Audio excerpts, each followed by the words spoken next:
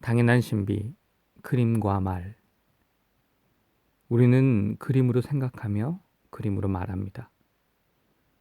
말로도 내면의 그림이 생기기 때문입니다. 나무라고 우리가 말하면 우리는 나무의 그림을 갖습니다. 부모라고 말하면 우리는 부모의 그림을 갖습니다. 말은 그림을 소리로 나타내게 합니다. 그러므로 우리는 말하면서 쉬지 않고 그림으로 말합니다. 말이 현실을 오직 현실과 비슷하게 서술하는 것처럼 그림도 온전한 현실이 아닙니다. 그림과 말의 효과는 무엇입니까? 말과 그림은 우리 안에 어떤 것을 움직이게 하여 어떤 것이 행동하게 합니다. 우리의 생명과 생존에 중요한 어떤 것을 움직이게 하여 어떤 것이 행동하게 합니다. 그런데 우리가 아무런 그림도 만들 수 없거나 만든다 해도 오직 불완전한 그림만 만들 수 있는 말들은 어떠합니까? 예를 들면 영적인 정신이나 이 말과 연관된 생각한다란 말들은 어떠합니까?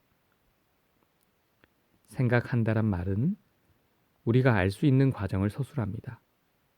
간다, 앉는다, 웃는다와 같은 많은 말처럼 과정을 서술합니다. 많은 말은 여러 과정을 함께 하게 하여 한 말을 이룹니다. 기쁨이나 사랑이란 말이 그렇습니다. 우리가 이 말을 들으면 우리는 금방 이 말들 안에 들어있는 과정들에 대한 그림들을 만듭니다. 그런데 영혼이란 말은 어떠합니까? 무엇보다 영적인 정신이라는 말은 어떠합니까? 이 말들에는 우리에게 감춰져 있지만 우리를 위해 어떤 것이 암시되어 있습니다. 이 말들이 갖는 충만은 우리가 상상할 수도 없습니다. 우리가 그에 대해 무슨 말을 하든 우리는 결코 온전히 그 말들을 파악할 수 없습니다. 그걸 알기에 우리는 그런 말들을 조심스럽게 사용합니다. 예를 들면 집과 같은 말로 사용할 수 없다는 말입니다.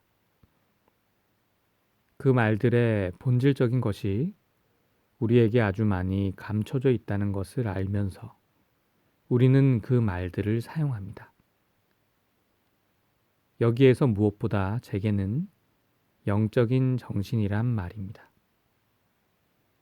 만약 우리가 이 말을 어떤 확실한 개념처럼 사용한다면 마치 우리가 이 말을 분류 정리할 수 있어서 우리 행동을 위해 그 개념을 사용할 수 있다는 위험에 빠집니다. 그러나 그 과정은 정반대입니다. 우리가 이 영적인 정신에 우리를 내어 맡기면 우리를 사로잡는 것은 그 영적인 정신입니다. 그리하면 그 영적인 정신은 우리가 우리 힘으로 결코 닿을 수 없는 움직임으로 우리를 데려갑니다.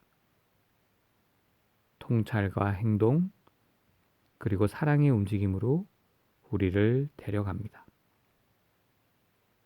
이 과정에서 우리에게 이제까지 감춰져 있던 영역들이 우리를 위해 열립니다.